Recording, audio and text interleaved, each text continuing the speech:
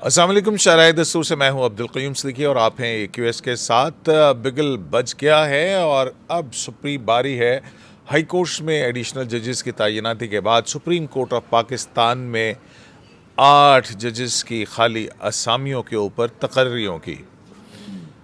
और इस पर अगर देखा जाए तो जो फार्मूला बनाया गया है उसमें हर हाई कोर्ट से 5 सीनियर मोस्ट जज से जो हैं उनमें से ये 8 जज लिए जाएंगे। 25 की दौड़ के अंदर कौन कौन शामिल है और कौन कौन बाहर हो सकता है उस पर बात करेंगे। और इसके अलावा ये कि आज जुडिशल जो आइनी बेंच है उस आइनी बेंच के अंदर मुकदमा समात हुआ, वही कस्टम एक्ट का, उस मुकदमे की भी कल समात है। और इसी तरह से जो 9 मई के सिविलियन के कोर्ट मार्शल का जो मामला है उसकी भी समात आइनी बेंच कल करेगा। और दूसरी तरफ इंट्रा कोर्ट अपील को के डिस्पोज ऑफ हो गई है नज़र अब्बास के मामले की, लेकिन बहुत से सवालात उठा चुकी है, तो इस पर बात करेंगे। मेरे साथ मौजूद हैं जनाब जहांज़ेब अब्बासी साहब और जनाब तैयब बलोच साहब। तो जनाब जहांज़ेब अब्बासी साहब, हाँ, एक और बात भी है कि supreme judicial commission of Pakistan से हाई कोर्ट्स के सीनियर जजेस को डी नोटिफाई कर दिया गया है। ये क्या मामला है? तो जनाब पहले तो बात करते हैं कि जो हाई कोर्ट्स के जो सीनियर जजेस थे जुडिशल कमीशन ऑफ पाकिस्तान के अंदर के चीफ जस्टिस और सीनियर पीएम जज होता था, उनको डी नोटिफाई कर दिया गया है। जहांज़ेब अब्बासी साहब, ये क्या मामला है, क्या हुआ? इसकी वजह सिद्दीकी साहब यही मालूम हो रही है कि जो हाई कोर्ट्स में जजेस की अपॉइंटमेंट का प्रोसेस आगे चल रहा है, तो इसी तनाजुर में कि जब ये अपॉइंटमेंट का प्रोसेस मज़ीद आगे चलेगा, जो हाई कोर्ट्स में जजेस की अपॉइंटमेंट होगी, तो वो जजेस फिर जुडिशल कमीशन के मेंबर के तौर पे जो है वो शामिल नहीं हो सकेंगे। ये फैसला क्यों हुआ? ये जस्टिस मुनीब अख्तर साहब की एक राय थी और उन्होंने ये कहा था जी कि ये मुनासिब है कि वो जो नहीं, जस्टिस मुनीब अख्तर साहब का एतराज़ था।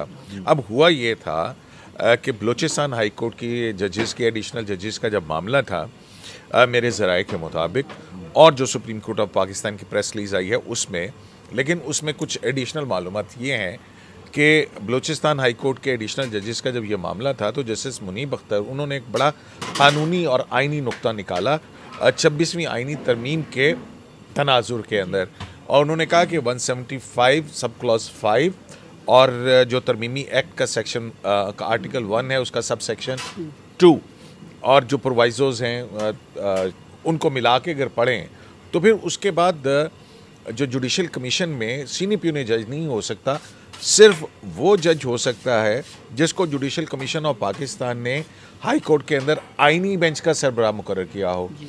अब इस एतराज़ के ऊपर जो है वो बलूचिस्तान हाई कोर्ट के सीनियर पीएम जज वो उठ गए थे, इसी तरह से सिंध हाई कोर्ट के भी उठ चुके हुए हैं, और इस्लामाबाद हाई कोर्ट के तो आपको पता है मोहसिन अख्तर कैनी साहब वो बैठे ही नहीं थे। सिंध में तो कॉन्स्टिट्यूशनल बेंच है, वहाँ पे तो सूरत बेंच है, तो वहाँ पे के आगा थे, बाकी में उठ गए थे। सो ये एक बात है, और उससे कनकर किया अटॉर्नी जनरल फॉर पाकिस्तान ने भी, और फिर जो chief justice of Pakistan judicial commission के मेंबर हैं, तो उन्होंने आज इस राय के ऊपर उनको जुडिशल कमीशन ऑफ पाकिस्तान से डी नोटिफाई कर दिया। तो एक तो ये मामला है, ये बात तो हो गई क्लियर, ठीक हो गई, बिल्कुल कोई शक रह गया हो? नहीं, बिल्कुल सर, क्लियर है, बिल्कुल अब क्लियर हो गया, साफ और शफाफ, साफ और शफाफ हो गया। अख्तर साहब की तरह मुनीब अख्तर साहब छा गए ना? बिल्कुल छा गए सर। 26वीं आईनी तरमीम मान ली उन्होंने, सिर्फ मान नहीं ली बल्कि उसको जो है वो बेहतर बनाने की, ये तो एक अच्छी अटेम्प्ट है जो हमें सराहना चाहिए कि अगर एक चीज़ ऐसी आ रही थी तो उन्होंने सही पॉइंट आउट भी किया और अटॉर्नी जनरल ने भी उसने को फिर ऑन भी किया, और आज वो जजेस जो है वो डी नोटिफाई भी हो गया, ताकि इन फ्यूचर कल कला कोई इस पर एतराज़ भी ना उठाए। तो ये शफाफियत के हवाले से बहुत अच्छा है वो है। अच्छा, हमारे पहले ब्लॉग के अंदर तैयब साहब मौजूद नहीं थे, नासिर साहब थे, और उसमें क्योंकि टाइम कंस्ट्रेंट थी ब्लॉग भी लंबा हो गया था। लेकिन एक बात जो इंट्रा कोर्ट अपीलों के अंदर हुई आज, उसके बाद किसी ने ट्वीट की, मैं पढ़ रहा था कि जस्टिस अतन मिन्नल्ला भी जस्टिस मंसूर को छोड़ गए। ये क्या वाक़या है? कुछ इसका क्या पस मंज़र हो सकता है इस ट्वीट का? सर, इस ट्वीट का पस मंज़र दोस्तों ने तो अपने अपने तौर पे रही है, लेकिन जस्टिस अतर मिन्नल्ला साहब, देखें बात यह है कि जस्टिस कप केक है, आप कप केक खाएं। सरदार जी ने थर्मस दी चाय भी मंगा रहा चाय है ना। अच्छा, तो बात यह है कि जस्टिस मंसूर अली शाह साहब को जो है बहुत सारे जज छोड़ के जा रहे हैं। जो बात ये है कि ये बड़ी पुरानी कहानी है कि 8 जजेस से जो स्टोरी शुरू हुई थी, तो वो जज जो है ऐसा चल नहीं, मैं ओवरऑल एक बात कर रहा हूँ कि मतलब है कि आप कह रहे हैं जस्टिस मोहम्मद अली मजहर, जस्टिस हसन रिजवी भी छोड़ गए सब। अच्छा छोड़ जस्टिस अतर मिनल्लाह सबसे फिर देखें जिसके लिए उन्होंने फाइट मोल ली थी कि मुझे मेरा मुनीब वापस करो, तो वो जस्टिस मुनीब अख्तर भी इनके किसी फैसले में किसी चीज़ को ऑन नहीं कर रहे। उसकी क्या वजह हो सकती है? अब उसकी वजह यह है कि मुनीब अख्तर साहब जो है, मैसेज तो नहीं पकड़ा गया हाय राफिया? वो भी हो सकता है, लेकिन मुनीब अख्तर साहब जो है वो कि शायद इस वजह से देखें, मुनीब अख्तर साहब को ये एज तो देना पड़ेगा कि उन्होंने खामोशी सुधार तान ली है ना। वो एक अच्छी चीज़ होती है कि आप किसी बेंच में भी नहीं है, नजर ही नहीं आ रहा है, अगले हफ्ते की कॉल लिस्ट में भी नहीं है, वैसे हैं कहाँ? इतनी खामोशी क्यों है? खामोशी को ज़्यादा ही हो गई है, तो शायद छुट्टियों पे ना हूँ, क्योंकि वो ज़्यादा छुट्टियाँ तो ज़्यादा ही करते हैं, लेकिन जुडिशल कमीशन के इजलास में आते हैं, ये उनकी अच्छी बात है। पहले कमेटी में नहीं आते थे, तो यूँ जो आसिफ ईसा की कमेटी में नहीं आते थे कमेटी में नहीं आते थे, लेकिन फिर तो इतने एक्टिव भी हो गए थे कि चीफ जस्टिस को बाहर निकाल के अपने चैम्बर में भी कमेटी बुला लिया करते थे। अच्छा, तो फिर उसके बाद जस्टिस अतर मिनल्लाह साहब जो हैं, इनके बारे में आज इंटर कोर्ट अपीलों में ऐसा क्या कह दिया अतर मिनल्लाह साहब ने कि लोगों ने फप्तियां कसनी शुरू कर दी कि अतर मिनल्लाह भी मंसूर को छोड़ गए? सर, अतर मिनल्लाह साहब का एक पॉइंट बड़ा वाज़ेह था। उन्होंने कहा कि जस्टिस मंसूर अली शाह साहब ने ये जो फुल कोर्ट की तश्कील की बात की है, ये तो फैसला काबिल अमल नहीं है, मानने के काबिल नहीं है, ये उन्होंने ठीक नहीं किया। ये उनका बाकायदा ऑन द रिकॉर्ड चीज़ है। वो वजह क्या थी? और फिर कॉन्फ्लिक्ट ऑफ इंटरेस्ट के ऊपर जो जजेस कमेटी में नोट लिखा, उस पे उनका क्या कहना अच्छा था? उस पे उन्होंने कहा कि ये हर चीज़ पे इतराज़ है। तो बात ये है कि उन्होंने कहा कि एक साइड पे ठीक है, एक साइड पे अगर इसी कन्फ्लिक्ट ऑफ इंटरेस्ट को देखें तो एक साइड पे बेनिफिशरी आ जाते हैं, दूसरी साइड पे एग्रीव्ड आ जाते हैं, फिर तो कोई रहता ही नहीं है जो इस केस को सुने या इन मामलात को सुने, तो फुल कोर्ट फिर कैसे बनेगा? तो उन्होंने फुल कोर्ट वाला जो असल फैसला है तो वो उस पे उन्होंने क्या कहा था कॉन्फ्लिक्ट ऑफ इंटरेस्ट के ऊपर के जजेस कमेटी जो है वो बेंच की तश्कील तो कर सकती है, लेकिन ये कॉन्फ्लिक्ट ऑफ इंटरेस्ट का एतराज़ लगाना ये कहाँ से आ गया? जज अपॉइंट करते हुए या बेंच बनाते हुए, ये तो किसी और का काम है, वकीलों का काम है। तो ये तो कंट्राडिक्ट करता है मंसूर अली शाह साहब से। वो जो जब वो कह रहे थे ना जस्टिस जमाल खान साहब के, क्या जस्टिस मंसूर अली शाह इस केस में फरीक हैं, दरख्वास्त गुजार हैं, फरीक हैं कि उन्होंने मेरे ऊपर बरह रास्त मेरे ऊपर और जस्टिस मोहम्मद अली मजहर के ऊपर जो उन्होंने लेटर में वो कर दिया, तो इसको फिर ओन किया जस्टिस अतर मिनल्लाह साहब ने। उन्होंने कहा कि वो नहीं कर सकते थे और उन्होंने कैसे ऐसे कर दिया। अब वो साहब, लेकिन अतर मिनल्लाह साहब को जो कह रहे हैं ना कि वो जो है छोड़ गए, छोड़ा नहीं है, वो विकेट के दोनों तरफ रहे हैं, आज भी विकेट के दोनों तरफ रहे हैं। लेकिन एक बात लेकिन वो भी इसको प्रोसीडिंग को अगर इससे आगे लेके जाएंगे तो मैं नहीं पार्ट का हिस्सा रहूँगा। लेकिन तो और जो है वो जस्टिस अतर मिनल्लाह जो है वो उन्होंने नोटिस की एक और बात पे भी की थी। उन्होंने कहा कि अगर वो 2 रुकनी बेंच ने ये तय कर लिया था कि ये जजेस कमेटी और आईनी कमेटी ने कंटेम्प्ट की है, तो फिर वो नोटिस क्यों नहीं किया? नोटिस क्यों नहीं किया? और दूसरी बुनियादी बात वो यही थी कि विदाउट हियरिंग, यही बात पे बाद में जस्टिस मोहम्मद अली मजहर साहब ने भी कही कि आर्टिकल 10 है जो है वो सारे जान के लिए है, तो सिर्फ नहीं है और जजेस के लिए नहीं है, ये नहीं हो सकता। वो मंसूर अली शाह साहब जिस जज को नोटिस करेंगे उसके लिए नहीं है उसके लिए नहीं। दूसरा तैयब बलोच का एक पॉइंट बड़ा वैलिड मुझे लगा। इसने कहा कि जो आर्टिकल 5 का हवाला दिया है जस्टिस मंसूर अली शाह साहब ने अपने एक ऑर्डर में, 190 और आर्टिकल 5 का, और आर्टिकल 5 की पासदारी सबका, जी सब पे लाजिम है। तो वही असूल जब इधर इस जजमेंट के ऊपर अप्लाई किया जाए तो वो ज़रा हमें उसके ऊपर क्या कहा जी तैयब साहब आपने आर्टिकल 5 के ऊपर क्या कह दिया आपने? औरों को नसीहत, ये कब कहा था इन्होंने? आपके ब्लॉग के अंदर कहा था? क्या कहा था? औरों को नसीहत खुद मियाँ फसीहत। अच्छा, ये एक मुहावरा है ना, मुहावरा है। जस्टिस मंसूर अली शाह साहब जुडिशल अफसरान को और ओवरऑल सबको पाबंद बना रहे हैं कि 190 के तहत भी तमाम फैसले पे अमल दरामद के पाबंद हैं। फिर आर्टिकल 5 का उन्होंने ख़ुद अपने उसमें फैसले में हवाला दिया कि उसके मुताबिक जो है आइन की अमलदारी या इनकी वो उस पर पाबंदी जो है वो सब पे लाजिम है।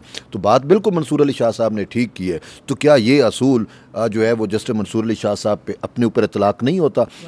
अच्छा। और फिर बिलखुसूस जमाल मंदुखेल साहब ने कहा कि अगर कोई जज आइन की खिलाफ वर्जी करे तो फिर उसके साथ उसका क्या किया जाए? तो ये बहुत बड़ा सवाल उठ गया। सरीहन खिलाफ वर्जी है, सरीहन। 2 एक चीज़ तो ये है कि पहले दिन ही कस्टम एक्ट आपकी सेक्शन वाला जो मैटर था, पहले दिन जहाँ से ये पूरा मामला इनिशिएट हुआ, पहले दिन ही वकील साहब ने कह दिया था, मोहम्मद अली मजहर साहब ने कहा कि पहले दिन ही उन्होंने कहा, नहीं, हसन अजहर रिजवी साहब ने कहा भाई कि 13 जनवरी के हुक्म के अंदर ये कहा, आपको बताया गया शुरू यहाँ से होता है कि भाई आप ये मामला नहीं सुन सकते, ये जो है वो ट्रांसफर हो जाता है मैटर कॉन्स्टिट्यूशनल बेंच को, और वो ऑटो ट्रांसफर है, ठीक है ना। 191A सब क्लॉज 5 जो है बड़ी वाज़ेह है कि इस आइनी तरमीम के बाद जो भी मामलात या मुकदमात आइनी और कानूनी तशरीह से मुतल्लिक होंगे वो बस खुद ब खुद फौरी तौर पर ट्रांसफ़र हो जाएंगे आइनी बेंच को। तो उन्होंने जो है इस चीज़ की वैल्यूएशन की। दूसरा, आप चलो नहीं भेज रहे, ना भेजे, फिर उसके बाद जो है आर्टिकल 191A को उठा लेना, वो तो इनको बिल्कुल ही इख्तियार नहीं है, हरगिज़ इख्तियार नहीं है। वो तो 26वीं तरमीम ने ख़त्म कर दिया ना कि आप नोटिस नहीं ले सकते। अच्छा चलो मान लेते हैं आपने नोटिस ले भी लिया, आप आज अतरमिला साहब यही कह रहे थे, आप कमेटी को भेज देते, चीफ जस्टिस को रेफर कर देते अपने तौर पे, फिर सब कुछ बाईपास करके ये सारा कुछ। तो इसमें अगर ऑर्केस्ट्रेट किया उन्होंने मुकदमा, वो तो किया, लेकिन हम तो कह रहे हैं कि आर्टिकल 5 पे पूरा नहीं उतरे सही। आर्टिकल 5 से अच्छा आज 5 के बाद 6 पे ना चले जाना। चलो ठहर, आज आपका भी जिक्र हुआ कोर्ट के अंदर, मुझे नहीं पता आपने उधर किया जिक्र नहीं किया, जो आपने पहला वीलाग किया, और उसमें जो है वो जस्टिस मोहम्मद अली मजहर ने कहा कि किसने ये बाबू ने कहा जी, नहीं पहले तो शायद जमील साहब ने कहा था ना, उन्होंने कहा अच्छा सदीकी साहब ने कहा, वो तो फिर तो वो भी हमारी तरह तो इन्हें अदालत के मुर्तकिब है। असल हुआ ये बात नहीं हुई थी, वो कुछ और कॉन्टेक्स्ट में थी। चलो कॉन्टेक्स्ट में बता देता हूँ। हुआ ये कि वो जस्टिस रिटायर्ड शायद जमील है ना, वो जब से पहले बात, हाँ वो पेश हुए तो उन्होंने इज़राए तफन्नुन, हाँ अच्छा अब अच्छा मैं उसको भी नोट कर रहा था, यहाँ पे जजेस कह रहे थे ऐसा नहीं करे, उधर मंसूर अली शाह साहब को लगा रहे थे कि ठीक है चेक के रखो मामलात को, ठीक है 187 लगा दो। अच्छा इधर कह देते कि जी आप इससे आगे ना जाए इंट्रा कोर्ट अपील से। हाँ ये मंसूर शाह साहब ने भेजा था या खुद ब खुद आ गया? अब ये समझ नहीं है कैसे आए, या आपने तो वैसे सही पकड़ लिया था। अब अगर इधर आप बेंच में हैं तो फिर नेक्स्ट दूसरे उस बेंच में जाएंगे तो आप पे तो इन्हें अदालत लग जाएगी। तो उन्होंने यही बात कोर्ट में रिपीट की। तो उन्होंने कहा कि मुझे कयूम सिद्दीकी साहब ने जो है ये बात की कि अगर आप दूसरे बेंच में जाएंगे कल बेंच में तो आप पे तो इन्हें अदालत जो है वो लग सकती है। तो मजहर जस्टिस मोहम्मद अली मजहर ने कहा, किसने कहा? उन्होंने कहा कयूम सिद्दीकी साहब ने। तो वो मजहर अली साहब ने कहा कि ठीक है भाई हम भी तो इन्हें अदालत के हैं। नहीं वो ठीक कहा।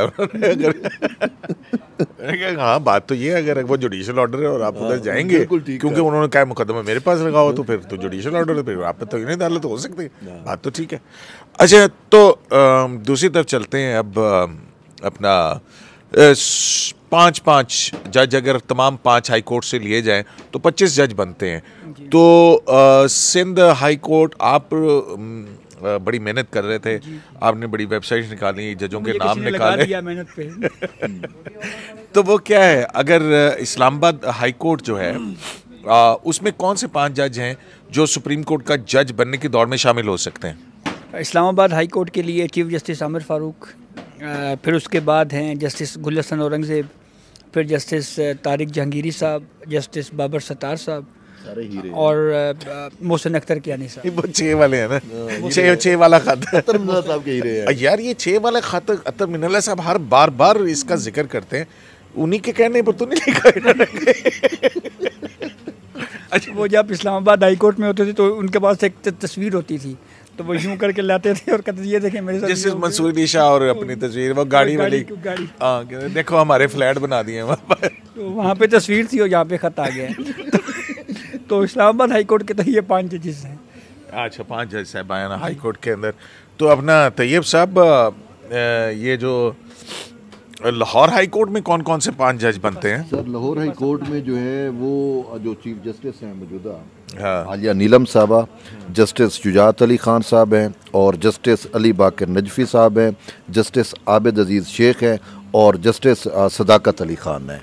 और अपना ये तो हो गया इस्लामाबाद, लाहौर। और सिंध हाई कोर्ट में कौन से जज साहबान हैं जो इस सुप्रीम कोर्ट का जज बनने की दौड़ में शामिल हैं? सिंध हाई कोर्ट के लिए हैं चीफ जस्टिस मोहम्मद शफी सिद्दीकी साहब, नेमतुल्लाह पलपोटो साहब, सलाउद्दीन पंवर। पहन के काला है नहीं गलत पढ़ा है मैंने, नाम ये ठीक कह रहा कोई बात। सलाउद्दीन पंवर, मोहम्मद जुनैद गफ़ार और ज़फ़र अहमद राजपूत। हाँ, कल को सुर्खी लग जानी है जहाँ से अब्बासी साहब ने पैन के खाते हुए सिंध हाई कोर्ट के जजों के नाम। अच्छा, तो उसके बाद आ जाता है Peshawar high court. Peshawar high court में कौन कौन से जज साहिबान इस दौर में शामिल होंगे? इसमें जस्टिस इश्तियाक इब्राहिम है, जस्टिस इजाज़ अनवर, हाँ, और उसके बाद chief justice Ishtiaq Ibrahim, justice Ijaz Anwar, justice Mohammad Atiq Shah, justice Mohammad Shakeel Ahmed और जस्टिस अरशद अली। लो जी, बलूचिस्तान हाई कोर्ट में कौन कौन से जज साहिबान इस दौर में शामिल होंगे जनाब? इसमें chief justice Balochistan high court हैं हाशिम खान काकड़, जस्टिस मोहम्मद इजाज़ सवाती, कामरान खान मुल्ला खेल, ज़हीरुद्दीन काकड़ और पांचवें हैं अब्दुल्ला बलोच जस्टिस। तो ये तो हो गए। अब मेरा आपसे सवाल है, आप मुझे ये बताएं कि इन 25 नामों में से कौन कौन से वो नाम हो सकते हैं, एक गैस वर्क है, जो इस दौड़ से पहले ही आउट होने का इम्कान है, पहले मरले में कि आप दो तो साइड पे हो जाएं। हाँ, अच्छा, ये देखा जाए ना इन सब के हाई कोर्ट्स के जजेस की डेट ऑफ अपॉइंटमेंट, तो किसी की 2012 है, 2013 है, 2017 है, 2016 है, ये है। लेकिन एक हाई कोर्ट है जिसके अंदर दो जज साहिबान जो हैं उनकी डेट ऑफ अपॉइंटमेंट है 20 दिसंबर 2020 या 30 दिसंबर 2020, और वो जज साहिबान हैं जस्टिस बाबर सत्तार और जस्टिस तारिक जहांगीरी। क्योंकि आपको याद है एक ही दिन ये इनकी अपॉइंटमेंट हुई थी, ये कमेटी में भी पेश हुए थे और फिर वो भी मामला था, पीटीआई की हुकूमत थी और तो ये दोनों जज साहिबान जो हैं 30 दिसंबर 2020 को पेश हुए। अब इस सारे 25 फाजिल जज साहिबान के कैरियर का और उनकी डेट ऑफ अपॉइंटमेंट्स का जायज़ा लिया जाए तो जो तरीक़ाकार है क्वालिफ़िकेशन का, तो पहले राउंड में ही ये दोनों जज साहिबान नॉकआउट हो जाएंगे, क्योंकि जो आइन है वो ये कहता है कि कम से कम 5 साल का एक्सपीरियंस हो बतौर जज ऑफ द हाई कोर्ट, तो फिर वो सुप्रीम कोर्ट के जज के लिए अहल होगा। यानी 5 साल के लिए आपने सर्व किया हो हाई कोर्ट में। हाँ, हाई कोर्ट के अंदर, ठीक है। तो इस दौर में ये तारिक जहांगीरी साहब और ये हो जाएंगे। लेकिन सवाल ये पैदा होता है कि अगर 3-4 हाई कोर्ट्स में से चीफ जस्टिस साहिबान आ गए तो फिर बहुत सारे चीफ जस्टिस की जगह खाली होगी, और फिर उसके बाद जो पहले 3 होंगे उनमें से हाई कोर्ट के चीफ जस्टिस की दौड़ के अंदर होंगे।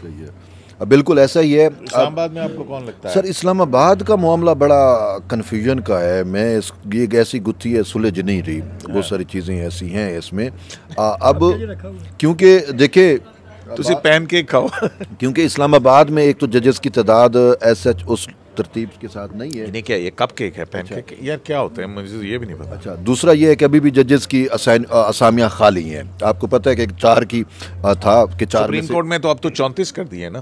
सुप्रीम कोर्ट में 34 है, इस्लामाबाद हाई कोर्ट में 2 की असामियाँ अभी तक भी खाली हैं, ठीक है। तो वो 5 कह रहे थे, तो 5 के 5 इधर आ गए, मिसाल के तौर पे नाम उनके आ गए। तो इसमें मुझे ये लग रहा है कि मैंने वैसे सुना है कि शायद ये भी हो सकता है कि क्योंकि वो ट्रांसफ़र भी अब जजेस हो सकते हैं, तो ये नहीं हो सकता कि वो 5 के 5 जज साहिबान वो सारे के सारे जिन्होंने ख़त लिखा अच्छा तो खैर वो तो हीरे हैं ना सर, हीरे हैं, कौम के हीरो हैं। तो बात ये है कि उनमें से यानी कि बाहर से, अब मैं जो मेरी इन्फॉर्मेशन है कि एक पंजाब से और एक कोई छोटे सूबे से भी जज यहाँ पे आ सकते हैं। 8 है ना, तो हाई कोर्ट से अगर आएंगे 5, एक 5, तो किस हाई कोर्ट से 2 आ सकते हैं? लाहौर हाई कोर्ट और सिंध हाई कोर्ट से 2 आ सकते हैं। एक लाहौर हाई कोर्ट से आ रहा है, एक छोटे सूबे से होगा। 2 का कह रहे हैं कि 2 आएंगे अभी। कहाँ? Islamabad high court? Islamabad high court में। अच्छा, ये और खबर, ये किसी और तरफ चल रहा है, ये किसी और तरफ। हाँ, तो वो चीफ जस्टिस इसी वजह से। जो अगर हम डेट ऑफ अपॉइंटमेंट देखें ना, तो जैसे सिंध हाई कोर्ट का हमने जायज़ा लिया, तो सिंध हाई कोर्ट में हमारे बहुत सारे जजेस ऐसे हैं जो 2011 से एज अ जज या चीफ जस्टिस के तौर के ऊपर वहाँ पे काम कर रहे हैं। तो एक तो वहाँ से हो सकता है, 2 मतलब एक गैस कर रहे हैं, हो सकता है तो भुट्टो साहब तो नहीं हो सकते वो क्यों नहीं हो सकते? और इसके अलावा 2 फिर हो सकता है इस्लामाबाद हाई कोर्ट से आ जाए। तो इस्लामाबाद हाई कोर्ट से 2 कौन कौन से आप गैस करें? 2 तो निकल गए थे, बाकी 3 में से कौन हो सकते हैं? मोहसिन कियानी साहब और गुलशन औरंगजेब साहब। अगर मोहसिन कियानी साहब और आमिर फारूक साहब दोनों आ जाते हैं सुप्रीम कोर्ट में, तो फिर हो सकता है गुलशन औरंगजेब साहब chief justice Islamabad high court बन जाएं।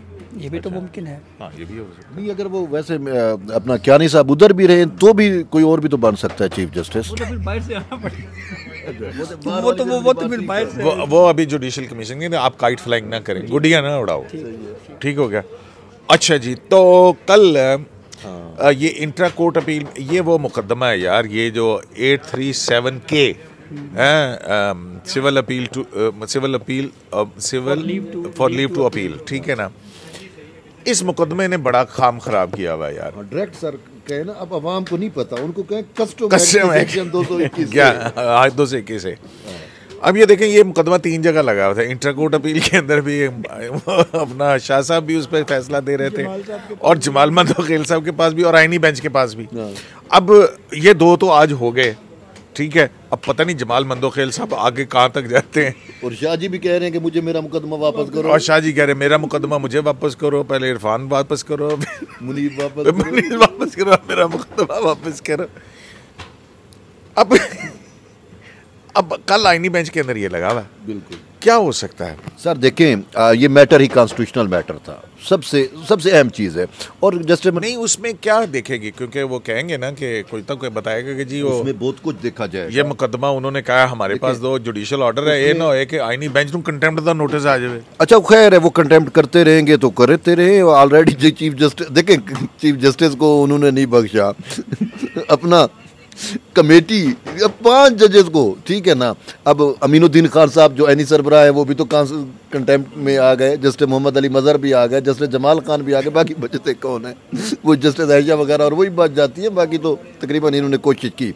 लेकिन मामला ये है कि इसमें जो है वो वंस फॉर ऑल होपफुल शायद, क्योंकि देखें डोमेन है कॉन्स्टिट्यूशनल बेंच का, और उन्होंने मतलब आप कह रहे हैं जहाँ पे कॉन्स्टिट्यूशन प्रोविजन है वहीं पे जो है वो आईनी बेंच इसकी भी तशरीह कर देगा और बता देगा कि भाईजान ये क्या है, लार्जर बेंच का फैसला आ जाएगा। बिल्कुल। तो फिर मंसूर अली शाह साहब फिर कुछ नहीं करेंगे। मंसूर अली शाह साहब कुछ नहीं कर पाएंगे, क्योंकि उन्होंने तो आप समझते हैं कि मंसूर अली शाह साहब के तीर खत्म हो गए हैं? नहीं।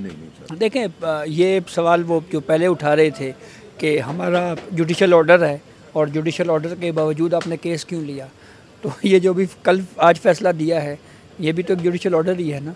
तो इस पे मुमकिन से जुडिशल ऑर्डर है, मैं तो मानता ही नहीं, कोरम नॉन जुडे से नहीं है, लेकिन वो लिखा तो हुआ है ना, मतलब कागज़ के ऊपर तो लिखा गया है ना। तो अब अगर आईनी बेंच इसको डिसाइड कर देता है तो मेरे ख्याल में एक खत और आ जाएगा ज़्यादा से ज़्यादा। अच्छा, खत के अलावा भी देखें तीर उसके ख़त्म होते हैं जो रियल में फ़ाइट भी करता है। जस्टिस मंसूर अली शाह साहब जो है वो डिफरेंट एंगल पे खेलते हैं और उनके तीर कभी ख़त्म नहीं, उनका जो दिमाग सोचता है वो कर देते हैं। नहीं, वो तीर अंदाजी कर रहे हैं या हवा में तलवार चला रहे हैं? आपने पहले भी हाँ, बस हवा में तलवार है। मैंने तो पहले कहा था यार, आपको याद होगा, नहीं इसमें भी जो है वो रिजर्व सीट वाले केस दे विच तो सरदार जी दा थर्मस आ गया सी ना। चलो वो तो पानी में मंदानी मार रहे हैं, चलो ये भी एक कि झाग नहीं बनेगी, मक्खन भी नहीं बनेगा। चलो बात भुलवा दी है मुझे, बड़ी मजे की बात आई थी। चलें जी, देखते हैं कि क्या होता है। माशाल्लाह सुप्रीम कोर्ट ऑफ पाकिस्तान में बड़ी सीरियस कॉन्स्टिट्यूशनल और आईनी बहस जो है वो चल रही है। देखते हैं इस सारी सूरत हाल से क्या निकलता है। आया अगर बज़ाहिर देखा जाए on a very serious note, हमने अपने पिछले व्लॉग के अंदर कहा था कि मंसूर अली शाह साहब जो भी ऑर्डर कर दें वो 0 + 0 = 0 है। तो अब जो मौजूदा सूरत हाल है, अगर आइन और कानून को देखा जाए और बेंचेस की नौयत और उसकी सारी सूरत हाल को देखा जाए, तो इस सारी सूरत हाल के अंदर एक तरफ आइन खड़ा है, एक तरफ कानून खड़ा है, और एक तरफ एक ऐसा जुडिशल ऑर्डर है जिसकी जुडिशल ऑर्डर होने की हैसियत के ऊपर बहुत बड़े सवालात हैं कि आया वो कॉम्पिटेंट कोर्ट ऑफ जुरिस्डिक्शन या कॉम्पिटेंट कोर्ट थी वो ऑर्डर देने की या नहीं देने की थी। लेकिन सबसे ज़्यादा बड़ा सवाल ये है कि जुडिशल पावर और जुडिशल प्रोसेस का इस्तेमाल, इसके ऊपर ज़रूर कुछ ना कुछ अदालतों को देखना चाहिए कि हमारे जज ना जुडिशल पावर का और ना जुडिशल प्रोसेस का अगर इस्तेमाल करें तो उसके अंदर बोनाफिडे ज़रूर नज़र आए। शरह दस्तूर से AQS लाइव से अब्दुल करीम सिद्दीकी को इजाज़त दीजिए। लाने के बाद